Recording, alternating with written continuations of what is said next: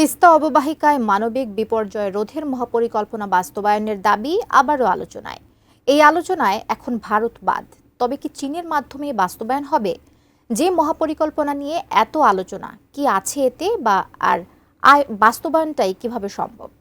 মনির ইসলাম মিন্টুর ৩ পর্বের ধারাবাহিকে আজ থাকছে শেষ পর্ব।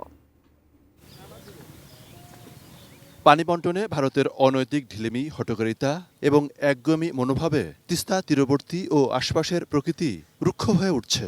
এমন বাস্তবতায় বাংলাদেশ তিস্তা মহাপরিকল্পনা বাস্তবায়নে চীনকে আমন্ত্রণ জানায়। তবে চীন সাড়া দিলে এতে বাদ সাধে ভারত।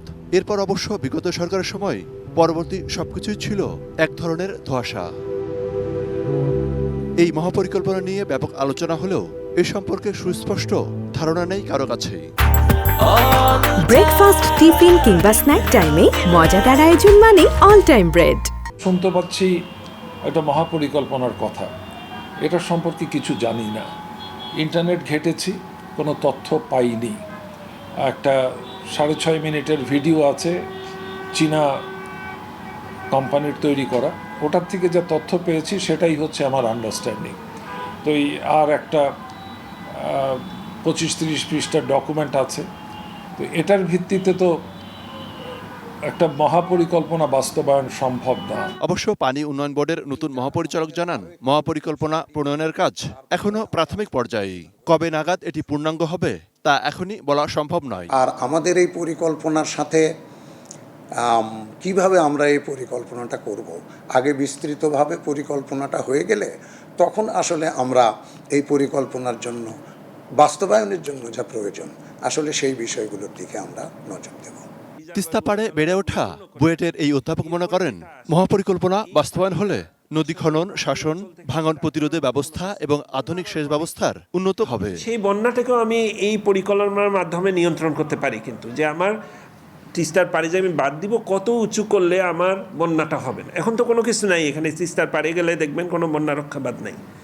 দ্বিতীয় হলো শুকনো মৌসুমের ইস্যুটা আসে, এটা পুরোপুরি পানি চুক্তির উপর নির্ভর। এখন যদি পানি চুক্তি না হয়, এখন যেভাবে চলছে, তাহলে আমি মহাপরিকল্পনা বাস্তবায়ন করলে আমি যেইটুক পানি আসে, আমি তো পানি বাড়বে না, কিন্তু আমার যেটা সুবিধা হবে, ভূমি পুনরুদ্ধার অন্যান্যগুলো, পানি ওইটুক জায়গা দিয়ে আমার নদী দিয়ে চলে যাবে যেইটুক পানি আমি পাই। ভারত না চীন, কে বাস্তবায়ন করবে মহাপরিকল্পনা? এমন প্রশ্নের সমাধান করতে হবে বাংলাদেশকেই, এবং তা দ্রুত।